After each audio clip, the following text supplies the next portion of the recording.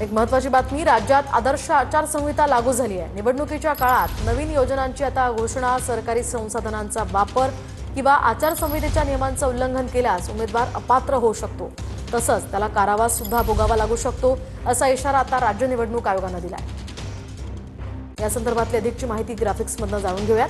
धार्मिक ठिकाणांचा वापर प्रचारासाठी करता येत नाही। धर्म, जात किंवा वैयक्तिक अपमानास्पद भाषा वापरणं निषिद्ध आहे।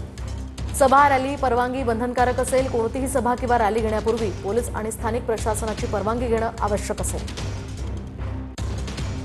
प्रचाराच्या खर्चाचा हिशोब निवडणूक आयोगाकडे देणं सुद्धा बंधनकारक असेल। शिवाय मतदारांना पैसे, भेटवस्तू देण्यास सक्त मनाई असेल। सरकारी गाड्या, विमान, सरकारी अधिकाऱ्यांचा वापर प्रचारासाठी करता येणार नाही। यासह सरकारला नवीन योजना किंवा प्रकल्पांची घोषणा सुद्धा आता करता येत नाही।